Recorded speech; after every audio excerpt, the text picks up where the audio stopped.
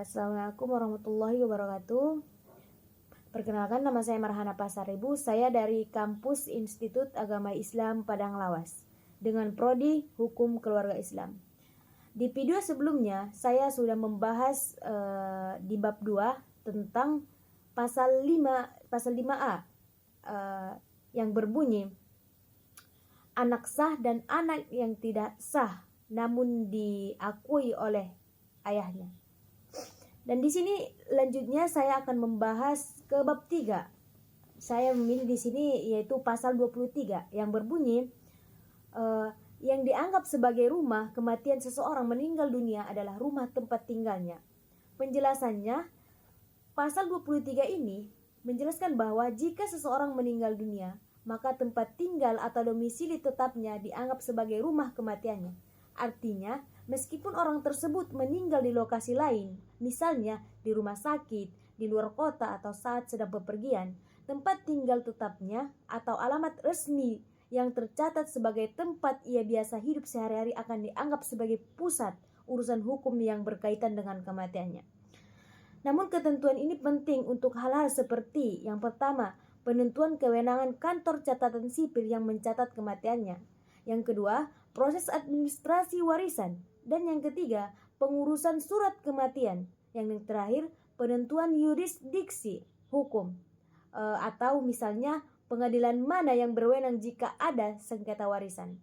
Jadi, rumah kematian bukan berarti tempat terakhir ia menghembuskan nafas, tetapi tempat di mana orang-orang tersebut secara hukum dan administratif tinggal sebelum meninggal. Contoh kecilnya yaitu saya buat contohnya, Pak Budi adalah seorang pensiunan guru yang tinggal di Kota Bandung. Alamat tempat tinggalnya terdaftar di KTP dan semua dokumen resminya menunjukkan bahwa ia berdomisili di Bandung.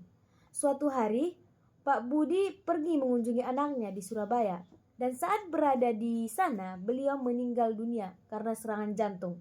Meskipun Pak Budi meninggal di Surabaya, berdasarkan pasal 23, rumah kematian Pak Budi tetap dianggap berada di Bandung, karena itulah alamat tempat tinggal tetapnya.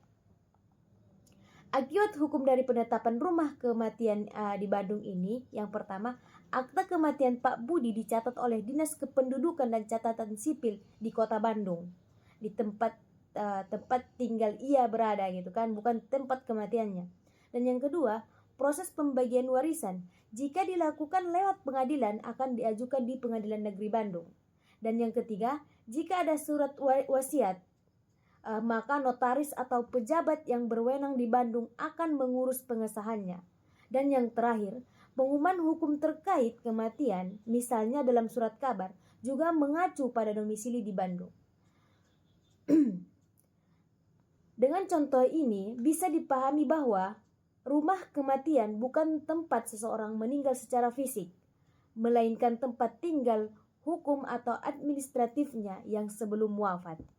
Dan inilah isi penjelasan dari pasal 23 yang berbunyi yang dianggap sebagai rumah kematian seseorang meninggal adalah rumah tempat tinggalnya. Terima kasih.